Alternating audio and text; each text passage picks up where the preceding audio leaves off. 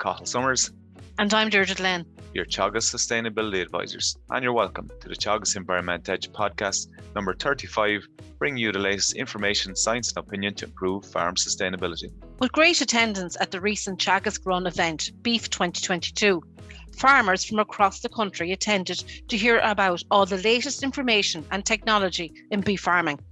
Listen in to hear from advisors, researchers and farmers we spoke to on the day in the Signpost Village, discussing topics such as soil health, biodiversity, hedgerows, water quality and what interested farmers on the day. Hello, we're here at the ASAP stand. I have Fiona Doolan of Teagasc and I have Claire Mooney of Teagasc also with me. So ladies, what message are we trying to get across to the farming community?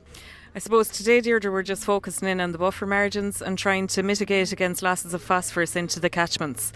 So for chemical fertiliser, we're talking a minimum of 2 metres of a distance from the watercourse to application of fertiliser. And I suppose the other side, Deirdre, is that we're focusing on the use and improved utilisation of slurries and farmyard manures. And again, as Claire said, to ensure that we're not losing any of the nutrients from those organic manures into our surface water drains or streams. So it's really critical to look at the buffer margins. So here today we're demonstrating what's the minimum that's required is 5 metres of a buffer margin between the spreading of that farmyard manure or slurry organic material and the top of the surface water drain or stream as a minimum. There's been an awful lot of interest in the stand too. I've been walking around meeting different farmers and they're coming up and look at the invertebrates as well that you have on display. So what kind of questions were the farmers asking you? I suppose really the questions were, what does this tell us? Or, I suppose the common theme was there's an awful lot of movement in this, the water quality must be really good. So it was just to explain the difference, between the good invertebrates and the bad ones, and that I suppose the bugs in the stream, they give a more longer term indicator of water quality than a chemistry sample, which is just a moment in time. I can see the BIP maps are up as well for the area, so they're looking at movement and flow of nutrients or potential pathways as well. Yeah, I suppose these are a great resource to us at the moment, and we have ground truth of them now, so they really can focus both our minds and that of the farmers when we're trying to influence them into making changes on their farms. Yeah, and I suppose the other thing there is that nobody is more aware of their land and their land type than the farmers who operate it. But as Claire said, it's really interesting to see where the farmer, where his ideas agree with what the maps say, where his or her experience shows that yes, those are areas that are inclined to get wet or are inclined to flood or hold water or pond, and then suddenly we're on the one kind of theme, and that, well, that's how do we ensure that in the movement of that water we're not losing valuable nutrients that really we need to keep for our farmlands. How do we prevent those from getting into the watercourses and causing damage there? And I'm here with Mary Midlane, and she has a fantastic demonstration on hedgerows. Mary, can you tell us a little bit about what message you're trying to get out today? I suppose our main message is that the farmer needs to decide what is it they want. Do they want the escaped hedge to grow up to the tree line, or do they want that stock-proof hedge? Because both are excellent, but it's what the farmer actually wants, what they want. And then again, there's a different approach then based on what they want. What's the end result?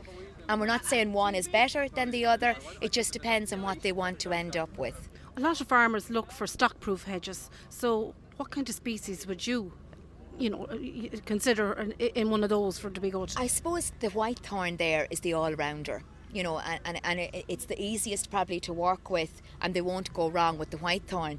The trick though is that a lot of our farmers will come up and say, I planted a hedge 2 or 3 years ago, and it's about so high, but there's gaps at the bottom. What do I do? And there's the pause. And then you try and say, well, you need to cut it back.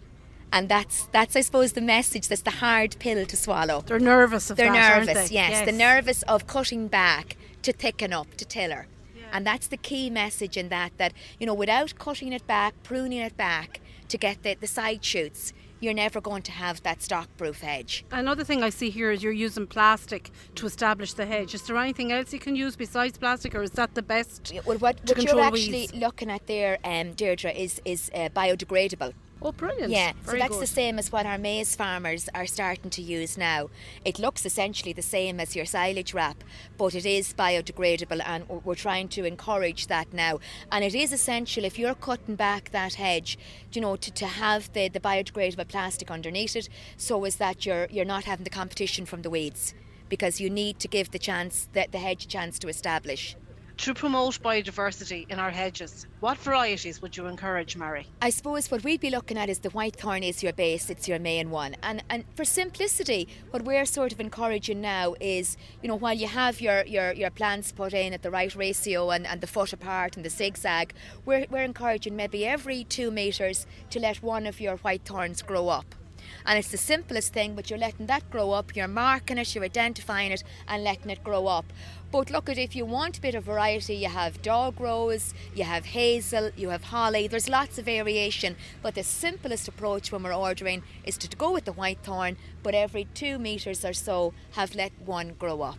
And also encourage tree growth and maybe establish a tree every Absolutely. metres as well. And what you're doing then is you're finding that there's certain birds that like to nest up high, so you're having the biodiversity for the up high. You're covering all your angles there, aren't you? So I have Catherine Keane here from Teagasc here today in Beef2022. Catherine, how are you keeping? What message are you giving to farmers today? Well, one of the messages on biodiversity is to value what is growing wild, which is part of our native Irish biodiversity. Really important. The plants and the flora and the fauna that have been here 10,000 years are in tune with each other. So what we want to do is maintain them, let them grow, let them flower and flourish. The inconspicuous ugly ones as well as the showy ones, much more important than we our message is don't sow, let it grow. So we do not recommend sowing wildflowers. They're not wild. Wildflowers are what's growing wild naturally. Sowing flowers is a horticultural action. There's a lot of problems associated with it. The seed is not regulated for purity or germination. It's expensive. They don't grow after a few years. They don't compete, but they can do harm in that meantime if they cross over with their species growing locally of the same species. And the example would be the bluebells. Spanish bluebells are now out in the wild, and they have crossed with our own native bluebells, and they're now becoming very rare. And we've had some issues with blackgrass as well in those seed mixes, haven't we? Yes, because it's not regulated for purity and germination. There is no regulation. They could include invasive alien species. Yes, so that's clearly a problem. You couldn't blame, I suppose. Some farmers are inclined to put those big seed mixes out because they look so lovely and they think they're doing a really good job. But listen, and I think to me actually the biggest problem is that it's devaluing what we have growing wild. So our exhibit here today on what I picked up this morning driving along the roadsides is to value what they are, rather than when I get the question, I have sprayed off the rubbish, where do I buy the packet of seeds? And I say the rubbish is what I want. The rubbish is what the bees and all the invertebrates want. We have a big problem if people are focused on one singular species. Biodiversity is evidence-based, it's science, and we must think of all species, not just what's best for one species, because you can do what's right for one, but it can actually do harm to another species, which is not in the interest of biodiversity. And if you did let an area of your field go, Catherine, what flowers would you expect to see over time in them naturally? Depending on whether it has been fertilised would be the main reason as to what could be there. But even if it doesn't come up with flowers, the grasses themselves are superbly important. So if you have grasses growing to seed, which doesn't happen in the middle of the field, then you have the birds who eat the seeds, then you have invertebrates who feed on the seed, and then you have invertebrate eating birds eating the seed. On the clumps of grasses that overwinter, you have spiders overwintering in them. So grasses alone, rough vegetation is really, really important, and it's what's missing on intensively managed farmland. So if you have a grassy margin, even without any flowers in it, it will have the structure is very different to the middle of the field. So the shrews and the field mice will be there. That's where the owls will feed along. So it's part of the structural diversity is really important to have those areas. Let them grow, let them flower, they must be managed. So they must be managed in the autumn, preferably after flowering, about the 1st of September, or else they will turn into scrub. Now, scrub is a good habitat, but what we're trying to look for grassy margins. If you want a grassy margin, it does need to be cut, but later in the year, or maybe once every 2 or 3 years. Lovely. Thanks a million, Catherine. And we have two farmers. We have Lawrence and we have his daughter Rachel with him today. So Rachel is a student at Ballyhaise College. Rachel, are you enjoying the course? Yeah, I'm enjoying it very much. Oh, brilliant. And you're here at Beef 2022 today. Yeah. Have you a big interest in beef? Yeah, beef and sheep. Oh, good woman. So have you been around through many of the stands? You've just come through the biodiversity and water quality stands. Yeah. And we're just standing outside the red clover stand with your dad, who's very, very interested in clover, I believe. Yeah, so he's very interested, wanting to look to put more in. Oh, that's brilliant. Lawrence, can you tell us about what you're doing at home? What we're doing at home, we've a lot of sheep at home. We also do dry stock farming as well. I'm mainly rearing calf to beef at the moment, through the dairy calves to beef at the moment, a few continental calves as well. So I'm really now going to be going on a programme in a couple of next year, please God. I have to reseed a lot of ground, so I'm interested more in the red clover multi-sword type of that for those production for finishing, and see what information they get on that. Have tried it before with store lambs and sheep before, and I found it very worthwhile, particularly for finishing store cattle and finishing store lambs. So I have a bit of a history on it and have attempted to grow it. So I'm really here to see how it has improved, or has the mixes improved, the seed mixes improved, and learn a bit more about that if I can.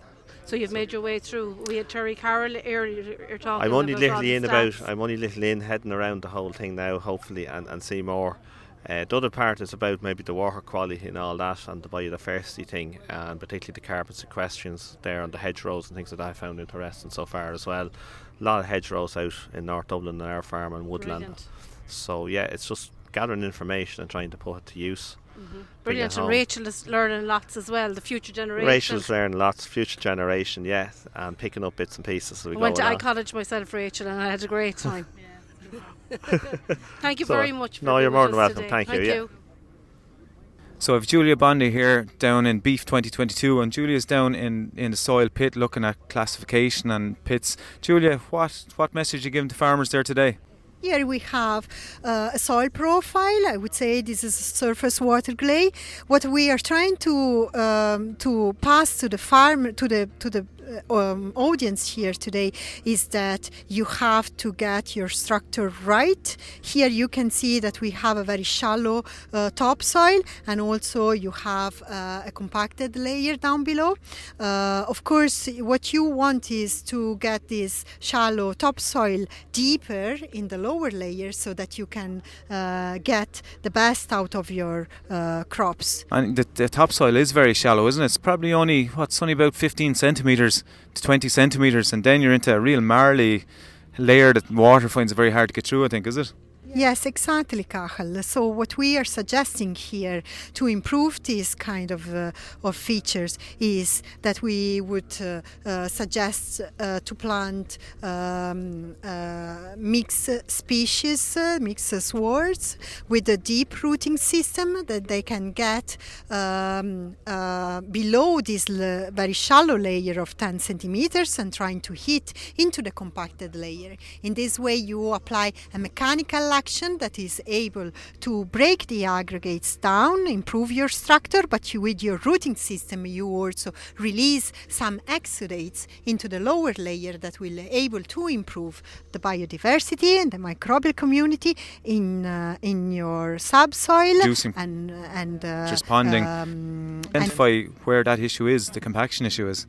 Yeah, well, the grass vest is actually a very good methodology to understand if you have a compaction problem. So you dig a block in your soil, 20 by 20 centimeters, and you basically look at the aggregates in your soil, and you can see the shape of the aggregates, the strength of the aggregates. If the aggregates are really difficult to break, it means you have a compaction problem. If the aggregates are really sharp, it means you might try to do something about it, But it's important to have a look at your soil properly and regularly and check with the time if your compaction is improving, if you have a compaction layer, or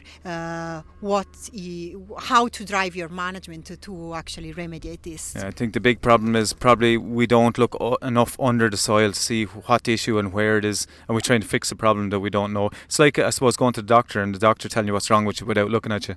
Yes, absolutely. So it's important to have a look to your soil and recognize the signs that your soil is giving you. Excellent. Thanks a million, Julia. Thanks so much. That's it for this episode of the Teagasc Environment Edge podcast. Don't forget to rate, review and subscribe to the podcast. You can listen on Apple and Google Podcasts as well as Spotify. And for more information, go to the Teagasc website at teagasc.ie. I'm Cathal Summers. And I'm Deirdre Glenn. Join us next time for the Teagasc Environment Edge podcast, Signpost to Farm Sustainability.